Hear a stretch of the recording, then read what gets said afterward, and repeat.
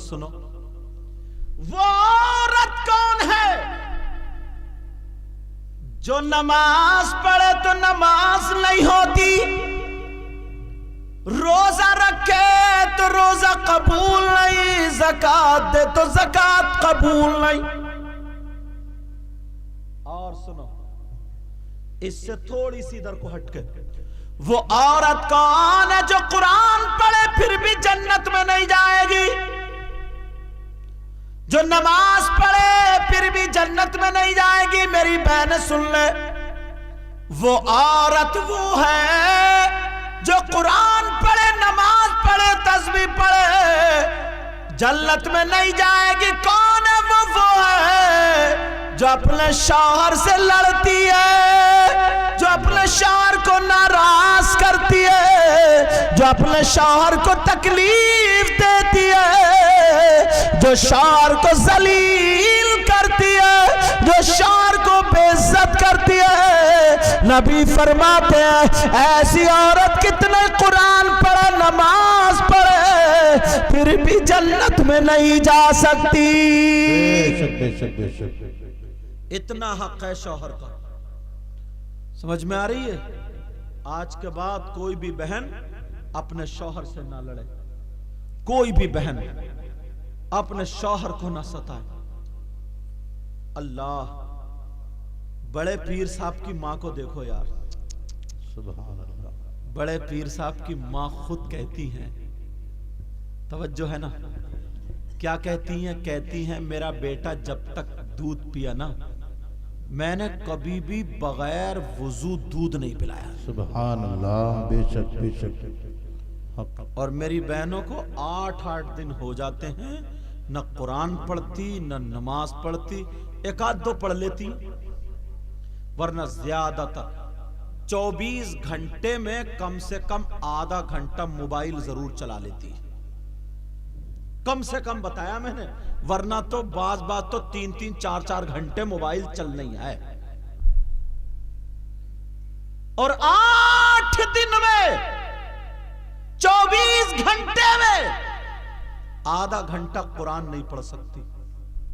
तुम मुकाबला कर लो, 3 घंटे या 2 घंटे या 1 घंटे मोबाइल चलाओ और 1 घंटे अल्लाह का कलाम पढ़ो, फिर उसके चेहरे पे भी नूर देखना, उसके घर में भी बरकतें देखना, दोनों का अंदाजा लगाना, फिर मुझे अगले साल बताना। ये हमारा ईमान कहता है। अल्लाह अल्लाह, वो भी औरतें गुजरी हैं जो अगर हाथ उठा करके दुआ कर दे। पहले औरतें क्या ढूंढती थी? जैसे किसी के बच्चे नहीं है ना, तो पूछती थी कि हम क्या मन्नत माने, कैसी मन्नत माने, हमें क्या करना चाहिए। हसन और हुसैन दोनों की तबीयत खराब हो गई, तो सैयदा फातिमा ने 3 रोजे बोल दिए, हजरत अली ने भी 3 रोजे बोल दिए, और उनके घर में जो बांदी रहती थी उनका नाम हजरत फिजा था, उन्होंने भी 3 रोजे बोल दिए। कहा हसन हुसैन की तबीयत ठीक हो जाएगी, हम 3-3 रोजे रखेंगे।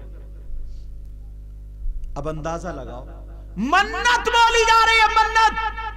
आज बड़े पीर की महफिल है, अगर किसी के यहां औलाद ना हो तो दिल ही दिल में बोल देना कि गौसे पाक का सदका मिल जाए औलाद की शक्ल में। आने वाले साल में हम भी गौसे पाक का जिक्र कराएंगे इंशाअल्लाह। 1 साल पलट के नहीं आएगा, अल्लाह जरूर उसके घर में कोई ना कोई औलाद की शक्ल में फूल पैदा कर देगा। आमीन आमीन। सुभान अल्लाह। मगर अगर मन्नत बोलो ना तो संभल के बोलियो। बाज मेरी बहन तो इतनी बड़ी मन्नत बोल देती है, अब चाहे आदमी बिके या घर बिके।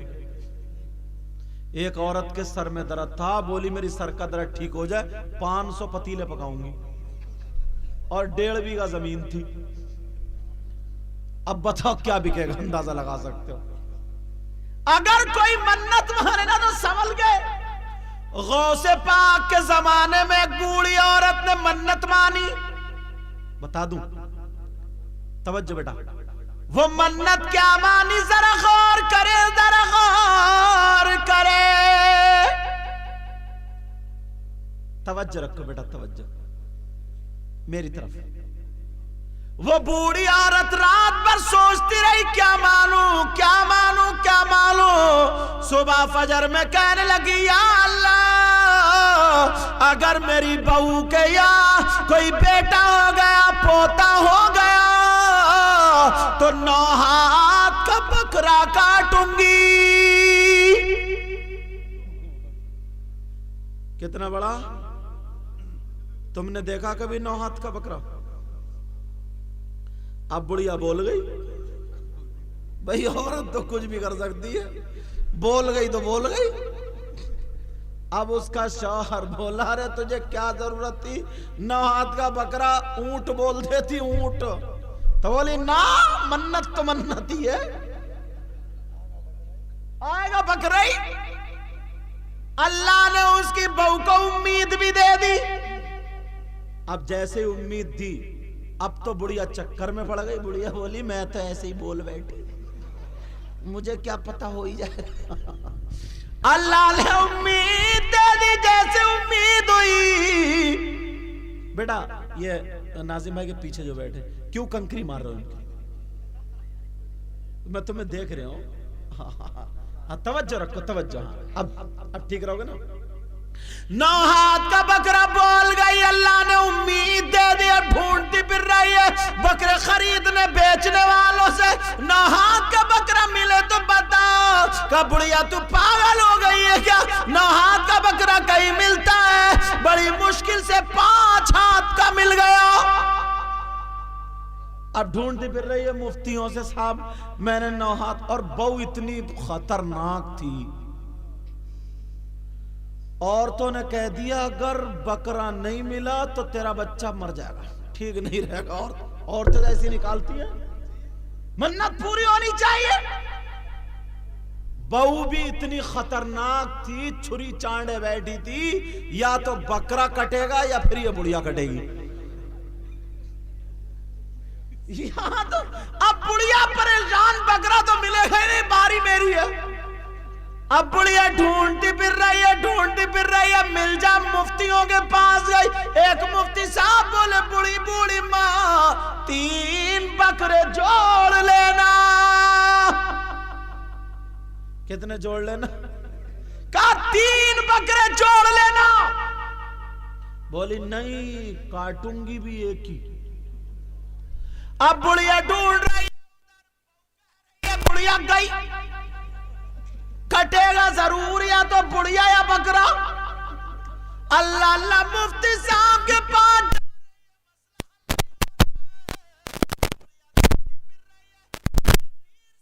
छोटे से बच्चे जिन उस्ताद के पास जाते थे पढ़ने, वो बुढ़िया भी वहीं पहुंच गई। कहने लगी, मुफ्ती साहब बच्चों को पढ़ाते हो, मगर इस बुढ़िया का तो मसला हल करो। बोले क्या बात? बोले क्या बात? बोले बात यह है कि मैंने 9 हाथ का बकरा बोल दिया था। तो बुढ़िया बोली, तूने भी, वो उनको उस्ताद बोले, तूने भी तो पूरा तूफान ही बोल दिया। बड़े पीर साहब को उस्ताद बोले, 9 हाथ का बकरा नहीं होता, और जब नहीं होता तो तेरी मन्नत भी लग़्व है। ऐसा कर, तू घर चली जा और पोते के नाम का सदका कर दिए। हदीस में आता, नबी ने फरमाया सदका बलाओं को टाल देता है, मुसीबतों को टाल देता, परेशानियों को दूर कर।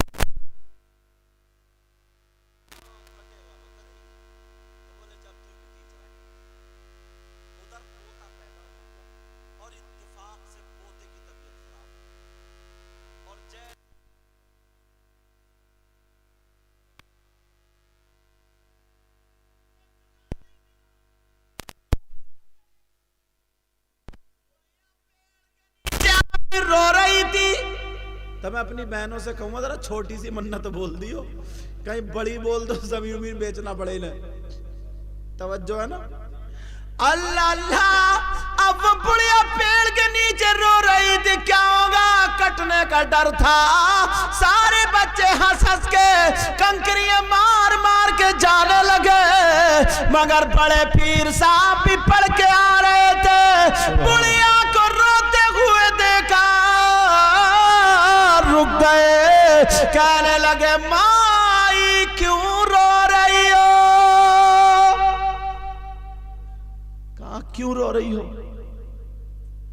कहा बेटा जैसे सब बच्चे गए तू भी जा बेटा, मेरे लाल जा, रोने दे मुझे माँ, मुझे रोने दे।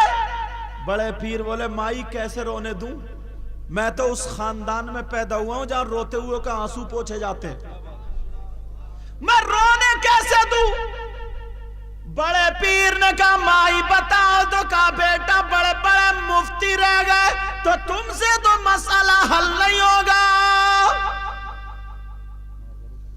तवज्जो है ना मेरी तरफ, इनके लिए तो कब छोटे लग रहे हैं मुझे,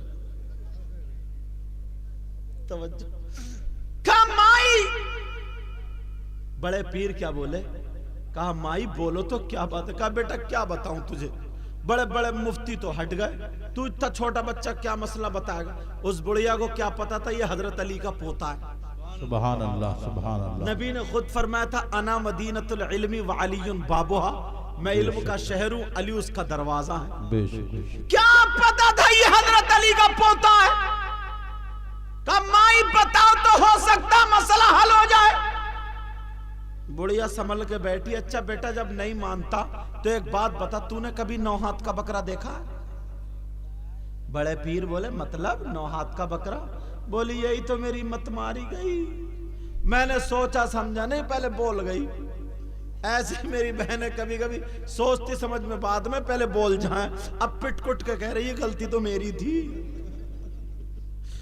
अब बताओ पिटने से पहले ही सोच लेती गलती मेरी थी।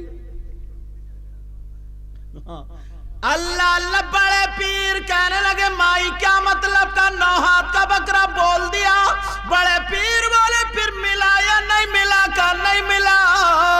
बड़े पीर बोले कितना बड़ा मिला। बुढ़िया बोली 5 हाथ का मिल गया। बड़े पीर बोले माई आंसू पोंछ लो, मुझे अपने घर ले चलो, मैं तुम्हारे 5 हाथ वाला बकरा 9 हाथ का कर दूंगा। अब तो बोली जाओ सुभान अल्लाह। बुढ़िया बोली बेटा एक मर्तबा और सोच ले देख। कहा नहीं चलो, कहा चल। कहा चलो। अल्लाह अल्लाह। बड़े पीर चले, बुढ़िया चली, उधर ऐलान हो गया। गौर से सुनने की बात है बेटा,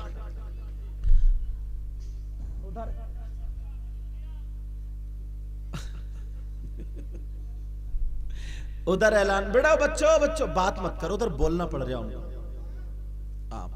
उधर ऐलान हो गया कि मुफ्ती साहब आ रहे हैं। वो समझ रहे ना बहुत बड़ा साफा होगा, बड़े मुफ्ती 2-4 आदमी साथ में। उधर छोटे से बच्चे, वो थे कौन, लेकिन बड़े पीर साहब थे। आए हाय। अब जैसे ही साथ में बड़े पीर साहब का बुढ़िया का घर भर गया कि 9 हाथ के बकरे वाली बुढ़िया आ रही है। अल्लाह अल्लाह। 9 हाथ के बकरे वाली बुढ़िया आ रही है। बड़े पीर वहां पर पहुंच गए, बुढ़िया भी वहां पर पहुंच गई। सारे लोग जमा हो गए, कहने लगे बता बुढ़िया मसला कैसे हल होगा, कौन से मुफ्ती साहब है। बुढ़िया ने बड़े पीर की तरफ को इशारा कर दिया। जब उन लोगों ने बड़े पीर का चेहरा देखा तो देखते रह गए और सारी चीजें भूल गए। सुभान अल्लाह। अब बड़े पीर बोले हाँ बोलो क्या मसला है। सब लोग बोले साहब 9 हाथ का बकरा। बड़े पीर बोले ये बताओ तुमने मन्नत क्या मानी थी। कहा मन्नत क्या मानी थी।